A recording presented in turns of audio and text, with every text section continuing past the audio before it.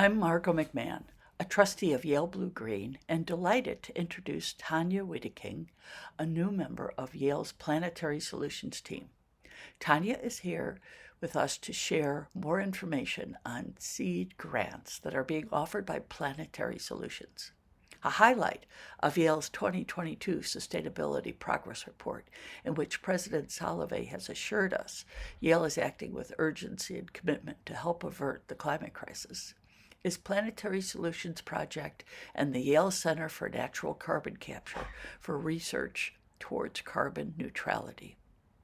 Planetary Solutions has financed the Climate Impact Innovation Fund towards the 2025 Sustainability Plan. Yale's commitment to fund the 2021 Climate Action Strategy goals of net zero carbon emissions by 2050 and the interim goal of net zero by 2035.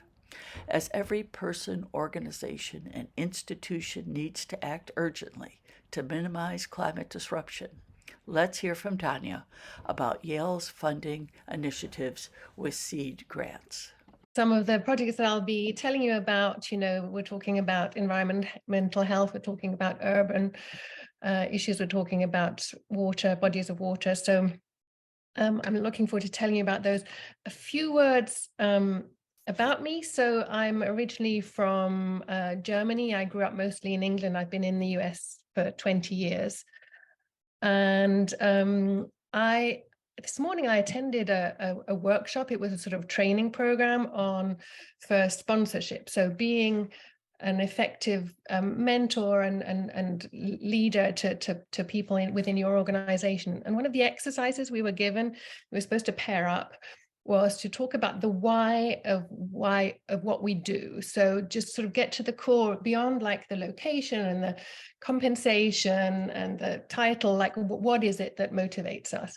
And I was pretty quickly able to identify that in my case, I want to be working in a field where the brilliance of the scholarship, which is sort of at the heart of many of the solutions, can have the most impact. And I feel that this is what the Planetary Solutions Project offers us, making these connections from the idea to the enactment of the idea. And so I'm going to share with you a few of those ideas that we've seen. I think, I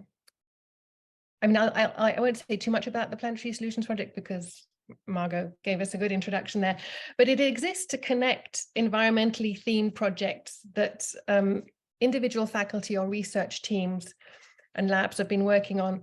And for a project to have real impact, a great environmental science project needs to be connected to policy proposals and communications plan and an execution model. And so that's what the Planetary Solutions Project is about.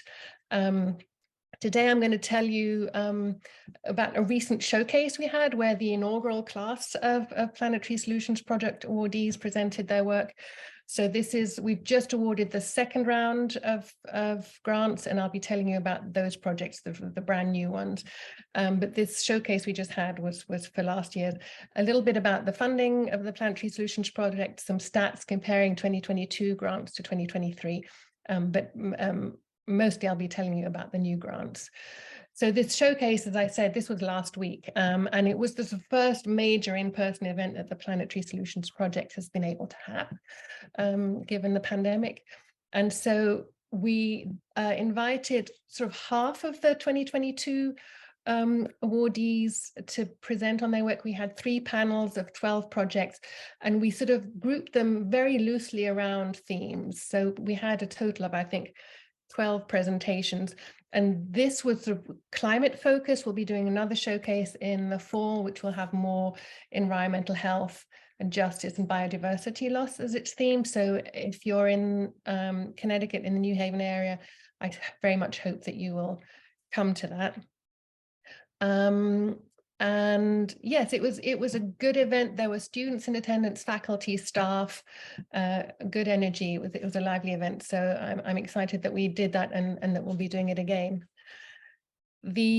Most of the funding for the Planetary Solutions seed grants comes from the Climate Impact Innovation Fund, which Margot mentioned. There's also funding coming from the Gordon Data Environmental Research Grants, and the Catalyst Fund for Planetary Solutions, which is a sort of umbrella of several funds that are managed by the provost at Yale.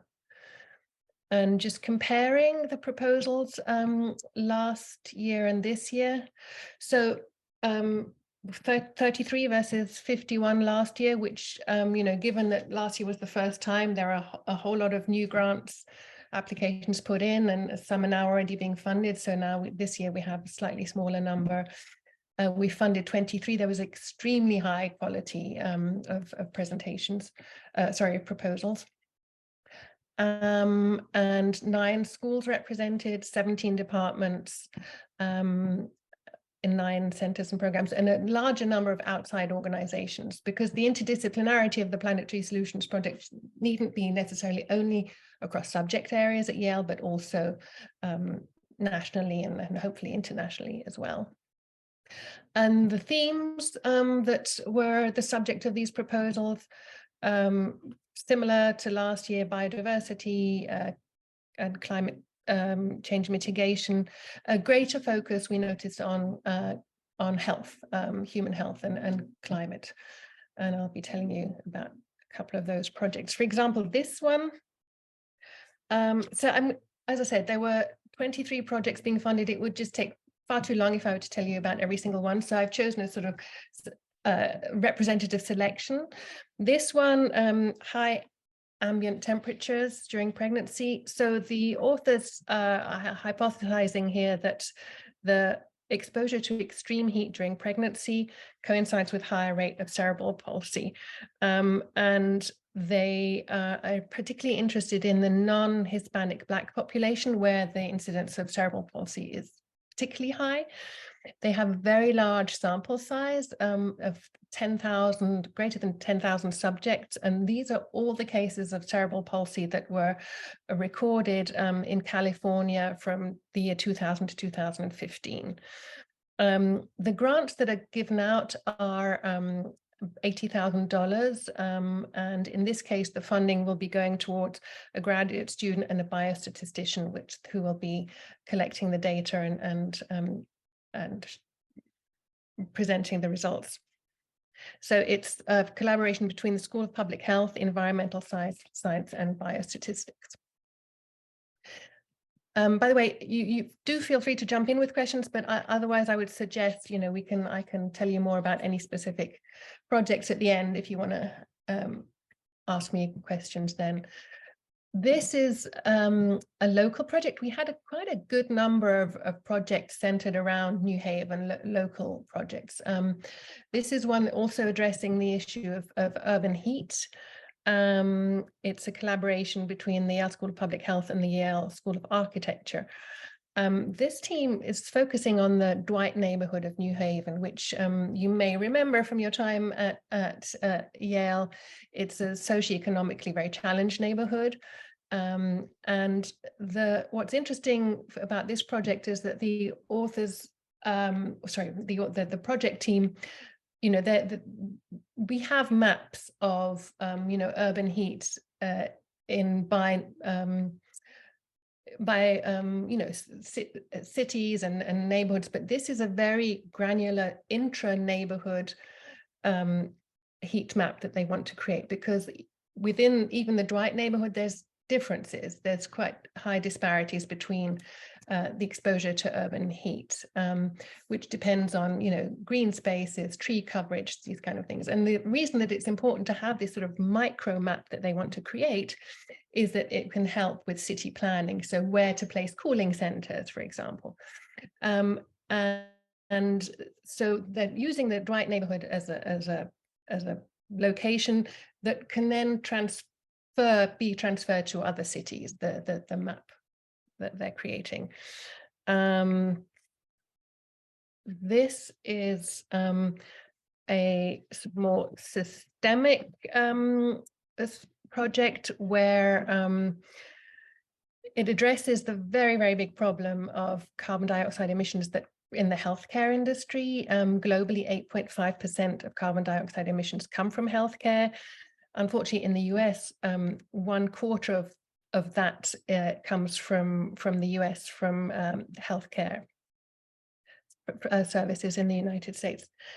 And this is the second year of funding for this project. The project team have been measuring carbon dioxide and greenhouse gas emissions from the larger Yale hospital system, and the emissions specifically from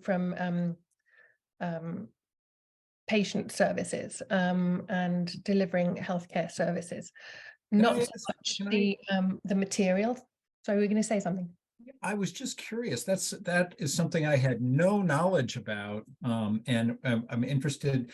I don't expect you to go into a lot of detail, but can you provide a few examples on where most of that comes from? You know, if it's a healthcare, or it be hospital buildings, or would do all of that, or what exactly? It's the hospital buildings, definitely. It's also some of the services provided. It's also the emissions of like travel to and from hospitals. So one of the things that they have been looking at quite closely is to what degree telehealth can reduce the emissions resulting from patient services, Wow. without compromising patient safety, obviously. But Mhm. I certainly, I'm always sort of horrified by the amount of waste that we see in delivery of healthcare services. And Jody Sherman, who's one of the co-PIs, said, it's actually at the moment not even worth looking at that. The far, far, far bigger emissions are coming not from the materials, but from the services that are provided. Thank you. Well, and Yeah. can I just say one quick thing? In a past life, we did a lot of monitoring energy use across a lot of different kinds of facilities. And one reason that hospitals are so high is that they're 24/7 and they're, lots of intense care of patients. So if you think about it, it actually does make some sense. Interesting. Thank you. Absolutely. And the goal of this project is to develop an accounting tool that can then be used everywhere. This is a woman-led project coming from Leah Winter, who's from the School of Chemical and Environmental Engineering, and Sparkle Malone, new faculty member at the Yale School of the Environment and a specialist on natural carbon capture. And they are interested in the natural process that of water absorbing carbon dioxide, and inland waters are often supersaturated with carbon dioxide. So this is a method of extracting that carbon dioxide to convert it into useful products that normally would require fossil fuels to produce. Apparently, a lot of products used in livestock industry, for example. They are basing this study in Florida, where there are very many natural canal systems. This is an example, I think, of a project where they're trying out a new process that will hopefully then lead to something that is scalable, but where just, initially the chemical engineering that is the basis for this process is being studied. This is interdisciplinary on so many levels, but it's combining a process called enhanced weathering, which is where basalt dust is a byproduct of mining and of hydroponic industry. And basalt dust also serves very well for supplementing soil. It's a great alternative to chemical fertilizers. And so using basalt dust to supplement soil And silver pasture is a form of incorporating trees and forages into grazing systems for livestock. And so they will be literally like moving the basalt dust from mining areas, or as from hydroponic cultures, and using it to fertilize this silver pasture. And carbon dioxide, sorry, basalt dust has the capability to absorb carbon dioxide permanently. So this would actually be an example of a negative agricultural and carbon negative agricultural practice. It's being done on a farm in the Midwest, which being on a farm, it can be used as a model. I think that there's often a problem, if scientists have a process and they go and tell farmers about it, farmers won't necessarily buy into it. But if they can see, okay, this is being done in a certain location and this is working, and it's yielding good results. And it's being led by Noah Planetary at the Yale Center for Natural Carbon Capture. And Mark Ashton at the Yale School of the Environment, who's also the director of Yale Forest, and they have a connection to this particular farm in the Midwest. Another local New Haven project, also in its second year of funding. Being one of the co-PIs is Karen Sito, who's at the Yale School of the Environment and a globally renowned professor of geology who specializes in urban environments. They're addressing the problem that those people that are most affected by climate change and heat are often the ones that have less knowledge and certainly less power to address the problem. And so this project aims to engage the community and to educate and to involve as many people as possible. And they're using cooling paints, and they're different cooling paints that they're testing to see which one is most effective. They're working with, so it's the Yale School of Art and the Yale School of the Environment, but also the City of New Haven is heavily involved in this project. During the first year, they were looking for appropriate locations. They wanted to find neighborhoods where they would be able to engage the community effectively. They've now found a location. It's in the Fairhaven area, and they found a nice large wall space, which the Fairhaven Library looks out upon. And they've now found the team, the artist team. So that will be sort of starting very soon. They'll be producing a website and videos that can then be shared for other neighborhoods and cities that are interested in doing this.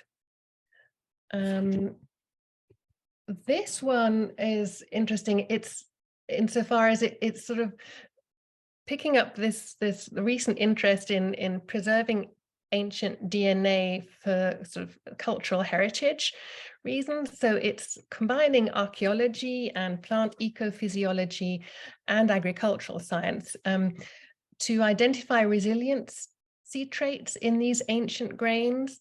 So, now we've developed grains that produce have very high yields under optimal conditions, but we're increasingly looking at environments that are semi-arid and where the conditions are less than optimal for growing grains. And so trying to recreate this type of grain that provides adequate yields under stress, and to sort of not sort of rediscover the old grains, but the makeup of these old grains, so in order for us to sort of produce newer versions with similar traits. This is interdisciplinary, interinstitutionally, if you will, in that it's Craig Broderson from the Yale School of the Environment, but also faculty from Wesleyan University and from the Nature Conservancy.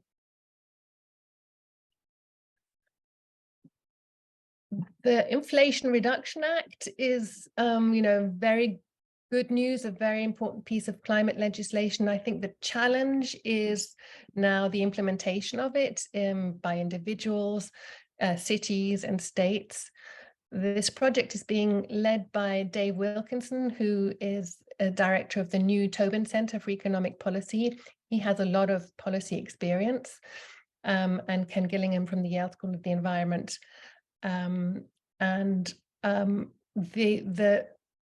The structure is already there insofar as the group has a fellow working with the Connecticut Department of the Economy and Environmental Protection. And they will be advising the state government on the implementation of Inflation Reduction Act as far as electrification of transportation goes. So we're talking public transportation, but also individual transportation. So helping the state realize the commitments that they've made to electrifying transportation in Connecticut.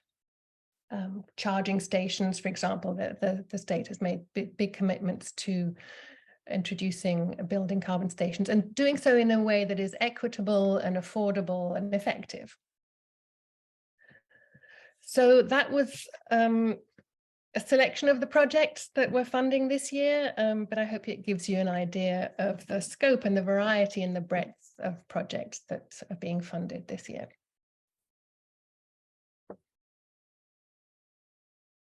And do let me know if there's anything more you'd like me to share. I have a little question on the art program. I've heard that there is a paint that could go on the outside of buildings that absorbs carbon. Is that program working with that carbon absorbing paint? Not to my knowledge, though, I know that they went into this project wanting to try out different paints. So it wasn't that they say, okay, hey, this is paint, let's use it. That will be very interesting, I think, to test that as well. The focus, at least as the project was originally defined, is on the cooling effect of paint. Okay.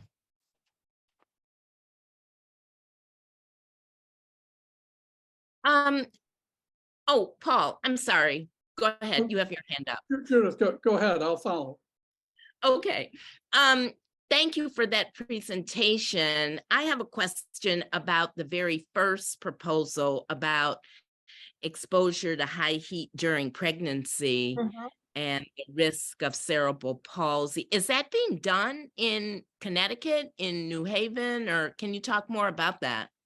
So they're using, this is a data-driven study at the moment. And so they're using, I guess they have very good data for California.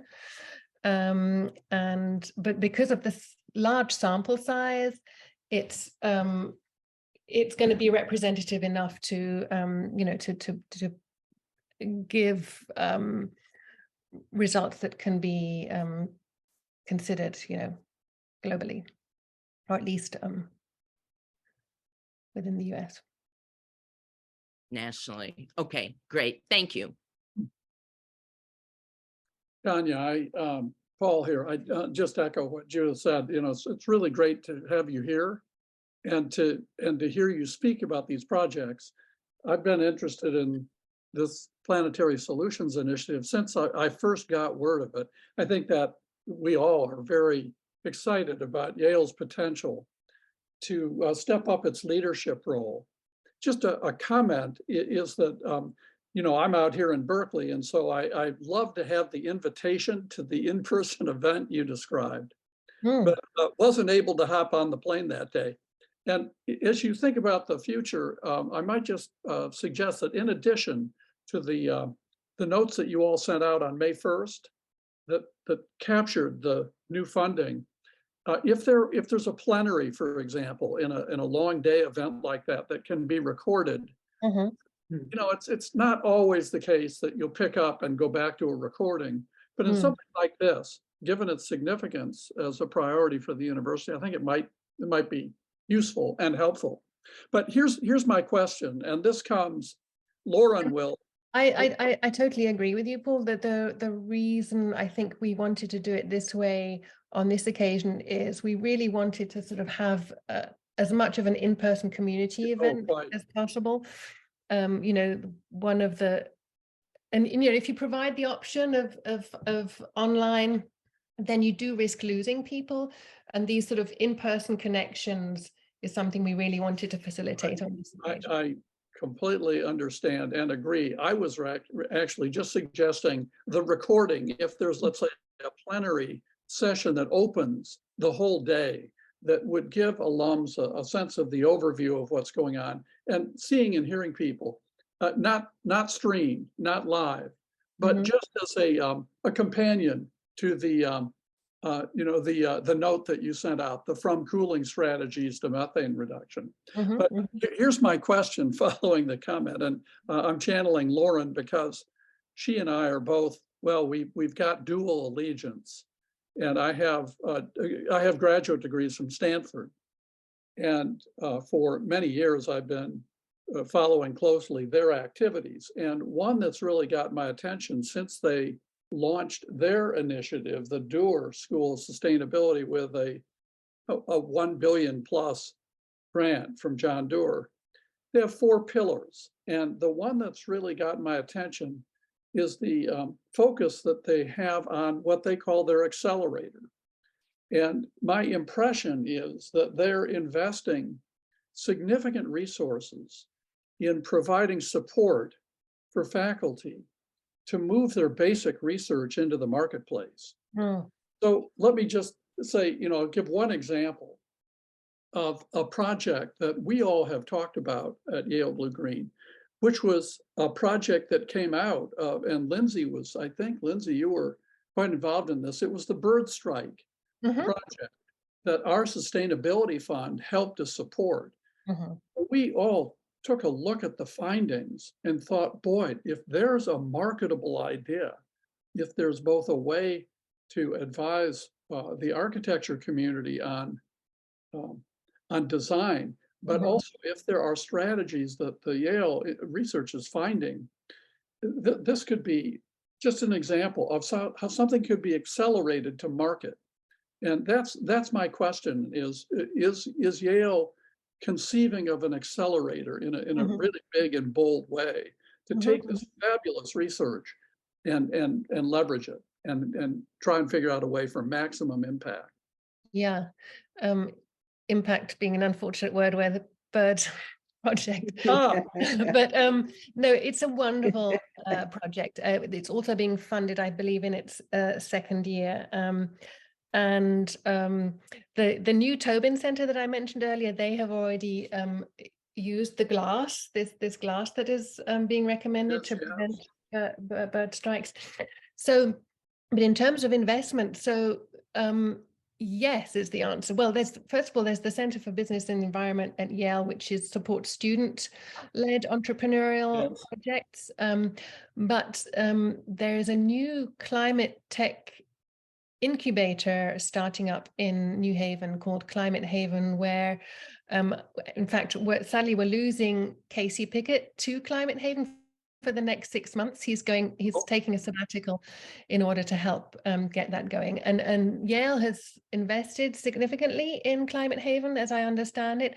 And so this would be, as you say, sort of the next stage, right? We have a wonderful idea, and how can we support it and to develop it into a viable product, and do so right here in New Haven. So, you know, often brilliant things happen at Yale and then the graduates go and take them elsewhere. So that's something that is a brand new venture. Well, thank you for that. And if you're interested, I could just send you a quick post from the Doerr School on exactly how that's being developed, because they're really doing this on campus. It's with significant personnel. They're creating hubs where people from development and faculty who are doing the basic research are meeting early in the process to try to envision the path, to ask what could be done to get that out to as many institutions as possible. Please so if do, you're interested, I'll send something along, and I thank you. You're welcome. Yeah, I just wanted to say mostly thank you. I'm thrilled with seeing the interdisciplinary work. It seems to me that it's so important for, finding solutions to all these challenges. And I guess a question you may or may not know the answer to is, is funding for these kinds of projects, is it expanding over time? I mean, I know you don't have a lot of history, but are you seeing increase? I mean, I think to me, it's very exciting. I mean, I don't have deep pockets, but I'd be interested to know if it's attracting interest or not yet. Yes, no, thank you for that question. So yeah, I'm not sort of that involved in the development side of things. However, that the showcase event, Scott Strobel, the provost, introduced that. And I was very happy to hear there that we have 30 years of funding supporting the Planetary Solutions Project, which if you think about it, like in 30 years, we really need to have the solutions by then, right? And so that was very encouraging. But in terms of new funding, I believe that it's an area that development is doing well in, but I don't know for sure. Yeah. Thank you. 30 years is exciting.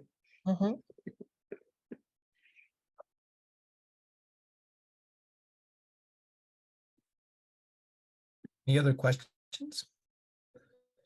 Tanya, this was incredibly fascinating. I had no idea the scope and the depth of the programs and projects you've got going on. Just really, really fascinating.